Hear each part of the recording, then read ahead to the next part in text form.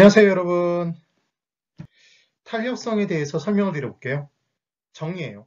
주어진 변화가 있을 때 탄력성은 반응되는 변화의 정도였어요. 그때 반응된 변화의 정도는 수요량, 공급량의 변화로 나타났었죠.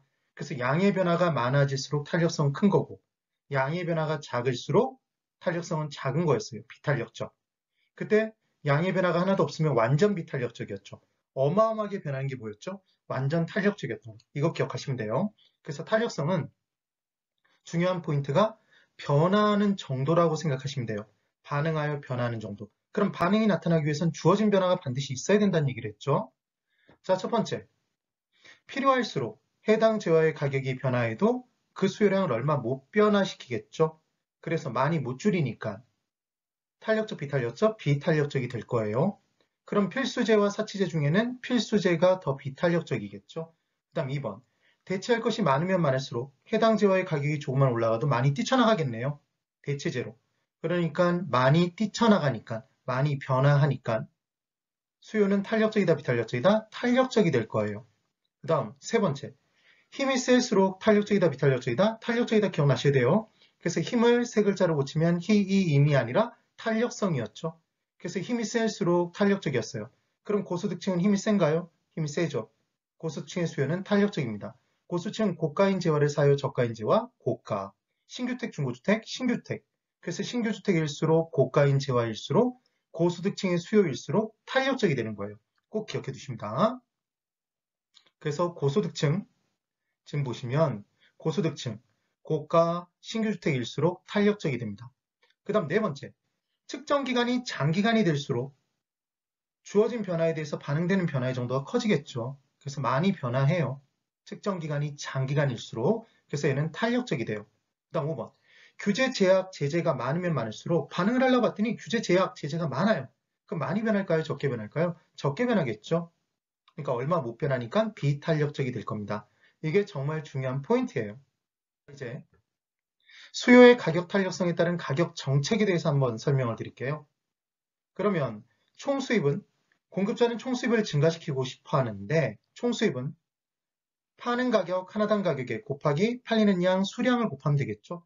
그럼 공급자가 공급한 양이 결국은 수요량일 거 아니에요. 수요자가 산 양. 그래서 수량, 수요량 똑같은 포인트가 됩니다. 그럼 그때 가격을 올리면 수요의 법칙에 따라 수요량은 증가하죠, 감소하죠? 이때 감소하게 돼 있죠. 이게 중요한 포인트였어요. 그래서 가격이 100원일 때 만약에 사는 양이 팔리는 수량이 100개라면 총 수입은 10,000원이 됩니다. 근데 가격을 200원으로 올렸어요. 그런데 수요량이 여전히 100개래요. 그럼 가격을 올렸지만 수요량의 변화가 하나도 없으니까 감소하지 않았으니까 총 수입은 20,000원으로 비례해서 증가하겠죠. 이해가 되셔야 돼요. 그 다음 이제 200원을 올렸더니 극단적인 예로 아예 수요량이 확 줄어서 빵개가 됐대요. 그럼 어마어마하게 변화한 거죠. 그럼 총수입은 빵원이 되나요? 가격을 올렸지만 총수입은 아예 빵이 돼버려요. 그러니까 공급자는 가격을 올린다고 해서 무조건 총수입의 증가를 깨할 수 없다는 게 중요한 포인트였습니다. 그래서 주어진 가격 변화에 대해서 수요량이 반응되는 정도, 수요의 가격 탄력성의 정도에 따라서 가격을 올릴지 내릴지, 올렸을 때 어떤 변화가 생기는지, 내렸을 때 어떤 변화가 생기는지를 정확히 구분해 줄 필요가 있다는 거죠. 그러면 이때 수요량이 가격이 올랐을 때 수요량은 감소하는데 하나도 감소하지 않을 수가 있고 그럼 얘는 완전 비탄력적인 거죠. 그럼 적게 감소하는 경우 있어요. 화살표 올라간 길이 가격이 올라간 것보다 지금 내려간 길이가 수요량이 줄어든 길이가 더 작아요. 이건 비탄력적이죠? 비탄력적. 그럼 만약 가격을 올렸더니 똑같은 길이만큼 수요량이 감소했어요. 똑같은 정도로. 그럼 얘는 단위탄력적인 거죠. 이번에는 가격이 올라간 것보다 수요량이 더 많이 감소합니다. 얘는 탄력적이죠. 이번엔 수요량이 어마어마하게 감소해서 무한대로 감소했대요. 그럼 얘는 완전 탄력적인 거잖아요. 되셨나요? 그때 MM으로 총 수입은 가 곱하기 수가 되는데 올라간 길이와 내려간 길이를 비교해보면 올라간 길이가 내려간 길이보다 더 길다면 얘는 총수입이 증가하는 거예요. 이해되셨어요? 이렇게 정리를 해두시면 돼요. 그래서 가격을 올렸을 때 중요한 포인트는 단위 탄력적인 재화라면 가격을 올린 만큼 꼭 그만큼 수요량이 감소하는 거죠. 그럼 올라간 길이와 내려간 길이가 똑같으니까 똔똔 쌤쌤 또이또이 총수입은 불변이 되는 겁니다. 이해되셨어요? 그래서 수요의 가격 탄력성이 1이라면 일단은 단위 탄력적이라면 가격을 올리든 내리든 총수입의 변화를 깨할 수 없기 때문에 가격 정책은 유효한 정책이 될 수가 없어요. 기억 꼭 해두세요. 되셨죠? 그럼 이제 정확히 정리를 해볼까요? 수요의 가격 탄력성에 따른 가격 정책을 볼게요. 수요의 탄력성의 정도와 힘의 판단과 그래서 선택을 공급자 입장에서 수요자에게 윽박지를지 아양떨지를 선택하는 거예요. 그래서 가격 정책이 공급자가 수요자에게 윽박지르는 건 가격 인상 정책이죠. 고가 전략이었어요. 그럼 아양 떠는 건 인하 정책이죠. 저가 전략이었습니다.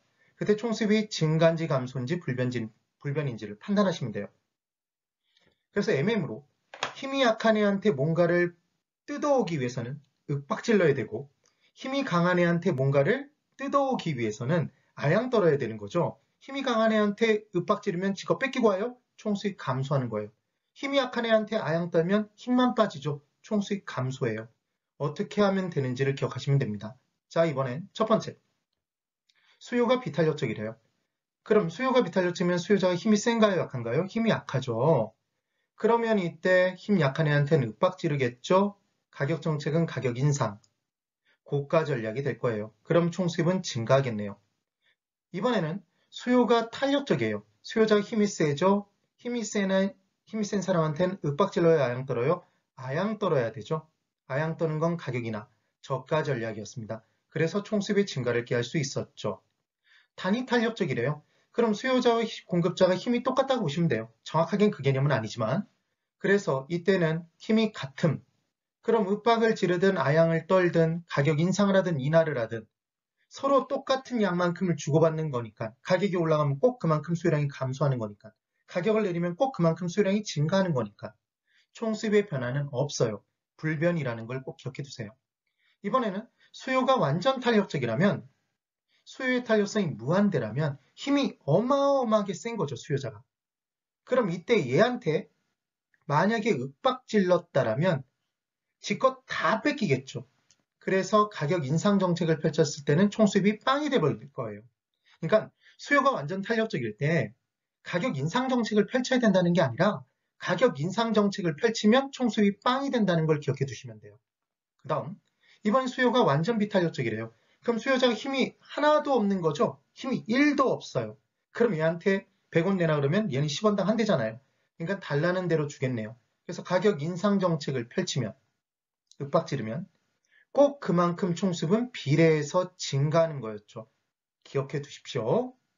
그래서 단위 탄력적일 때 힘이 같은 거니까 윽박지르든 아양 떨든 가격은 지금 총수입은 불변이라는 걸 기억해 두세요. 그 다음 공급 비용의 전가라는 것을 한번 설명드려 볼게요. 공급자는 공급 비용이 증가되면 그 공급 비용이 증가된 만큼 자신의 이익이 줄어요. 그럼 그 공급 비용을 자기 혼자 부담하고 싶을까요? 누군가에게 떠넘기고 싶을까요? 누군가에게 떠넘기고 싶겠죠. 만만한 게 누구예요? 수요자예요. 그래서 수요자에게 가격 상승을 통해서 공급 비용을 떠넘겨요. 그래서 만약에 설탕 공급업체 입장에서는 설탕을 만드는 원자재인 사탕수수의 가격이 올라가면 공급 비용이 증가됐잖아요. 그럼 그만큼을 수요자에게 떠넘기기 위해 설탕 가격을 올려서 떠넘기는 거죠. 되셨나요? 그래서 가격의 상승폭만큼은 공급 비용이 수요자에게 전가되는 거예요. 그런데 이때 수요자가 얼마만큼 떠안게 되느냐, 공급자가 얼마만큼 떠넘기고 자기는 얼마를 부담하게 되는 것이냐 하는 것은 수요자와 공급자의 상대적 힘의 크기에 따라 달라집니다. 그럼 상대적으로 힘이 센 사람이 힘이 약한 사람한테 더 많이 떠넘길 거 아니에요? 그래서 상대적인 힘이 더 약한 쪽이 더 많이 부담하는 거예요. 그래서 수요와 공급의 상대적 탄력성의 크기에 따라 달라지게 돼 있어요. 그래서 상대적으로 비탄력적인 힘이 약한 사람이 더 많이 부담하는 거죠. 그러면 이제 공급 비용, 원래 가격, 변화 후 가격, 가격 상승으로 정확히 설명을 한번 드려볼게요. 공급 비용이 50원만큼 상승됐답니다. 그럼 이 공급 비용을 공급자는 자기 혼자 부담하고 싶지 않잖아요. 그때 원래 가격이 100원일 때 변화 후 가격이 만약에 그대로 100원이에요. 그럼 얘는 가격 상승을 하나도 못 시킨 거죠. 수요자에게 전가를 못 시킨 거예요. 공급자가 조용히 자기 혼자 부담한 겁니다. 그러니까 공급자가 50원만큼을 부담한 거죠. 그런데 만약 이번에는 120원으로 변화시켰어요. 공급 비용이 50원 상승하니까. 그럼 가격 상승이 20원 이루어진 거죠? 누구에게? 수요자에게 20원이 전가된 거예요. 그럼 공급자는 30원만큼 부담하겠네요? 그럼 지금 누구의 부담폭이 더 커요? 공급자의 부담폭이 더 크죠? 공급이 더 비탄력적인 경우라는 거죠. 공급자가 힘이 상대적으로 더 약하니까 더 많이 부담한 거예요. 이제 세 번째, 125원이 됐답니다. 변화 후 가격이. 그럼 25원만큼 떠넘긴 거잖아요. 25원 자기가 부담하고. 그럼 이때는 수요와 공급의 상대적 탄력성의 크기가 똑같다는 얘기죠. 이해되셨어요? 그럼 이번엔 세 번째는 변화 후 가격이 130원이 됐답니다. 그럼 가격 상승이 30원만큼 이루어졌잖아요. 그러면 공급자는 20원만 부담하겠네요. 수요자에게 더 많이 떠넘겼죠. 수요가 상대적으로 더 비탄력적인 거예요. 5번. 변화 후 가격이 150원이 됐대요. 그럼 50원만큼 떠넘겼잖아요. 수요자에게. 전액 다 떠넘긴 거죠. 공급자의 부담은 빵원이 됐습니다. 그럼 이때는 공급자가 부담이 하나도 없다는 얘기는 공급자가 어마어마하게 힘이 세거나 공급이 완전 탄력적이거나 수요자가 어마어마하게 힘이 약하거나 수요가 완전 비탄력적이거나 둘 중 하나라는 얘기겠죠. 이해되셨어요, 여러분? 네. 여기까지가 지금 탄력성에서 나올 수 있는 중요한 내용들의 해설이었어요. 전제학습이라고 보시면 됩니다. 선행학습이에요. 네, 고생 많으셨습니다.